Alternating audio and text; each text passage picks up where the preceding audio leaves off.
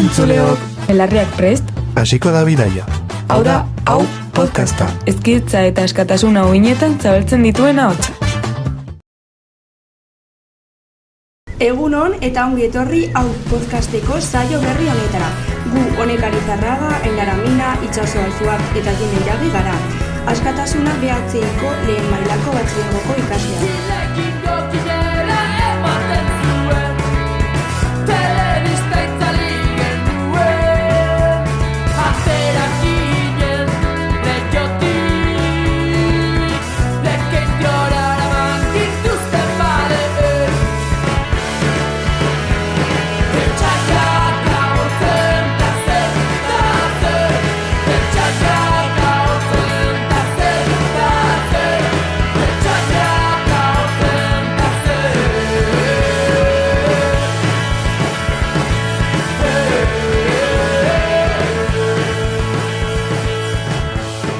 Lehen da bezi eskerak eman dizkiogu eta txestaldeari haien abestia etxeak agutzen erabiltzeko baimena emateagatik.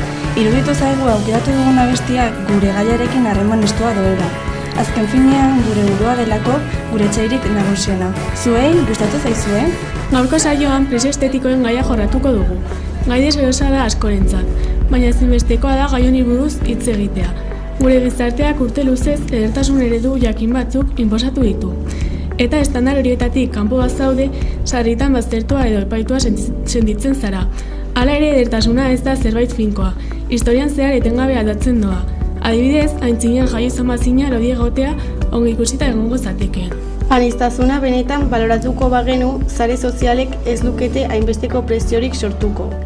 Pertsona askok desegoki edo nahikoa ez direla sentitzen dira, eta inguruan iruzki negatiboak badaude, sentimendu hori areagotu egiten da.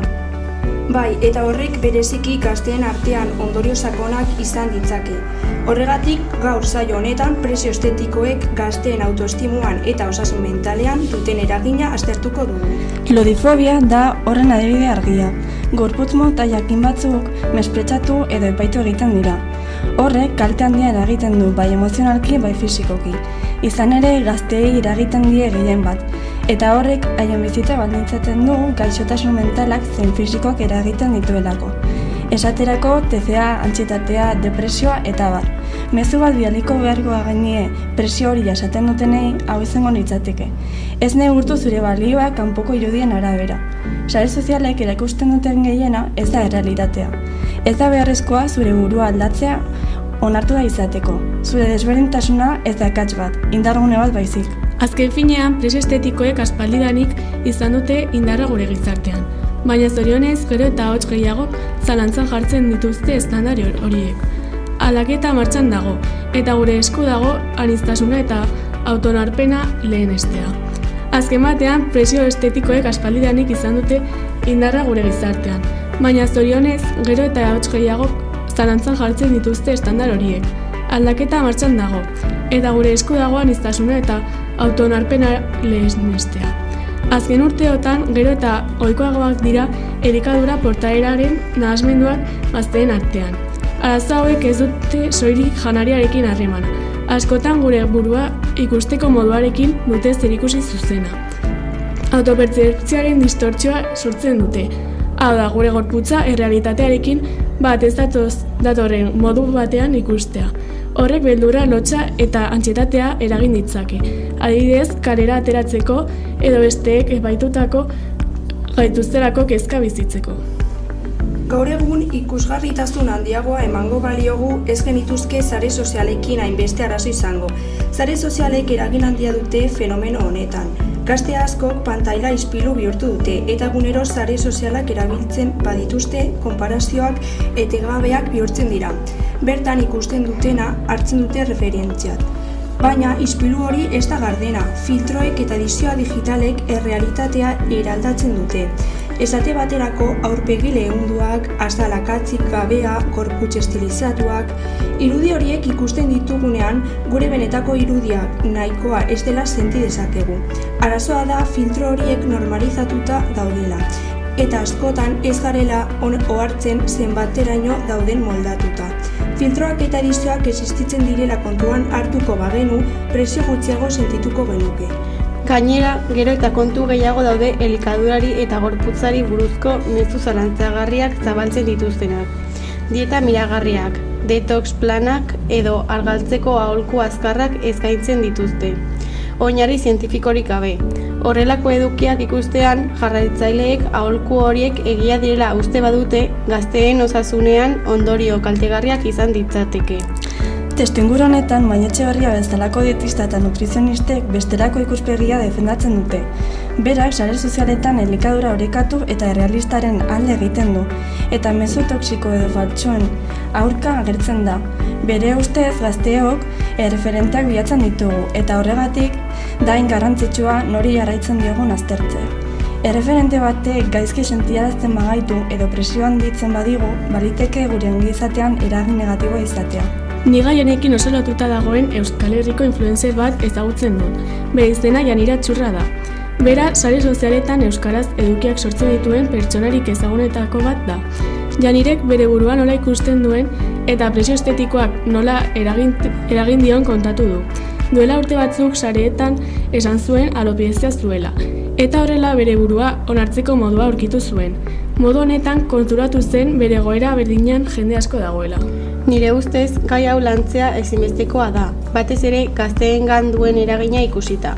Elikadurari buruzko informazioa sareetan bilatzen dugunean askotan mezu kontrajarriak aurkitzen ditugu, eta zaila da fidagarria dena eta ez dena bereiztea. Horrek nahasmena sortzen du, eta kasu batzuetan janariarekin harreman osasun gaitza garatzera eraman gaitzake. Geure burua gehiago zainduko bagenu presio estetikoek indar txikiago izango lukete gure bizitzan. Ados nago zuekin, sare sozialetan aurkitzen dugun informazioari gero eta garrantzi handiago ematen diogu, askotan zalantzan jarri gabe.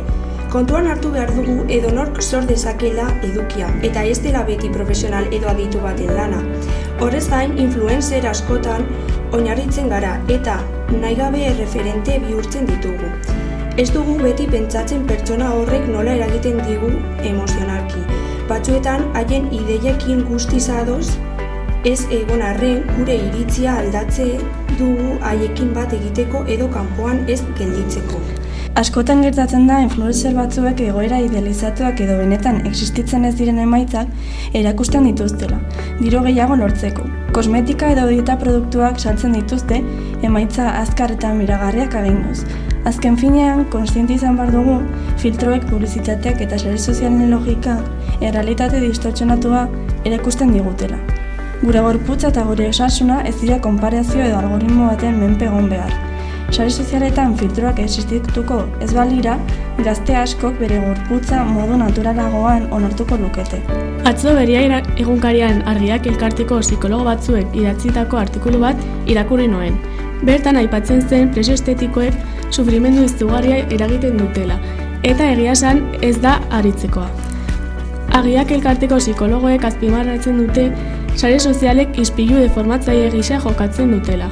Nerabe eta gazte askok egunero pantaila horretara begira bizi dira, eta bertan ikusten dituzten irudi erretokatuak eta editatuak lortezinak diren erretasun kanonak sustatzen dituzte. Horrek ez du soilik itxura fisikoan eragiten. Askotan elikadura portaeraren nahasmenduak ere sortzen ditu, eta ondorioz autoestimua eta ongizate mentala kaltetu daitezke. Gainera, artikuluak nabarmendu zuen presio hori emakumeengan handiagoa dela.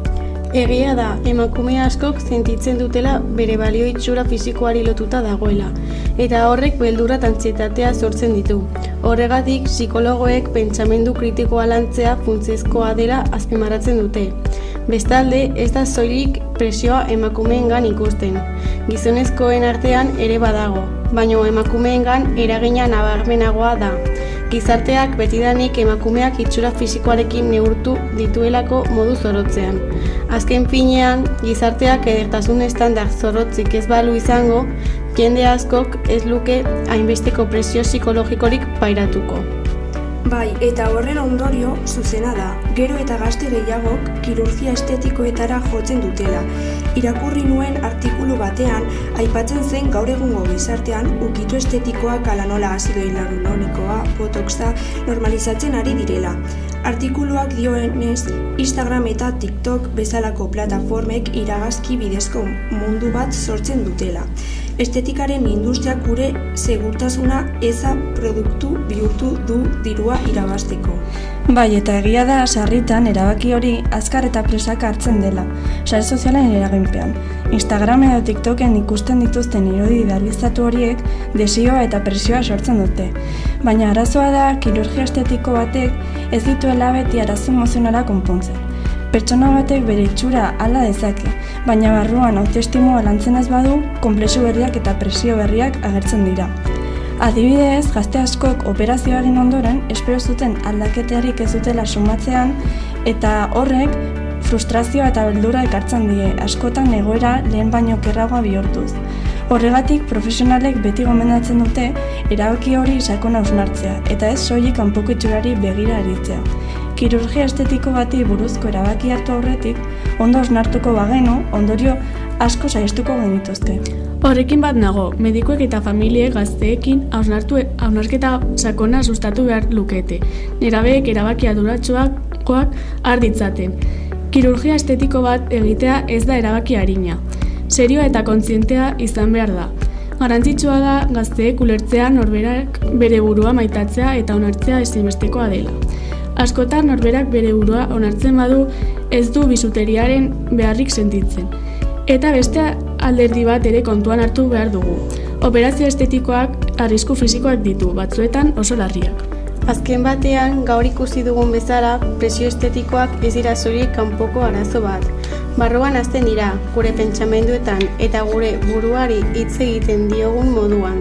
Horregatik aldaketa handiak ez dira beti legeetatik edo modetatik etortzen. Askotan gure jarreratik hasten dira. Agian, gaurtik aurrera ez dugu gure gorputza epaituko isilpiluaren aurrean hain gogor. Agian, sare sozialetan zerbait ikusten dugunean galdetuko diogu geure buruari. Benetzekoa alda? Eta batez ere, zergatik konparatzen ari zara? Naiz. Beraz, gaurko saioan entzuten ari bazara eta nosbait nahikoa ezarela sentitu baduzu mezua hau da. Ez zaude bakarrik eta ziurrenik pentsatzen duzuna baino jendea gehiagok sentitzen du gauza bera. Autoestimua ez da egun batean eraikitzen, baina egunero pixka bat zaindu dezakegu. Gogoan izan fisiko mota guztiak politak direla, eta interneten ikusten duguna ez dela beti guztiz fidagarria. Elkar maite dezagun aurreiritzi gabe, eta geure burua den bezalakoa onartuz. Hau izan da guztia, espero dugu gustatu izana. Mila esker entzuteagatik.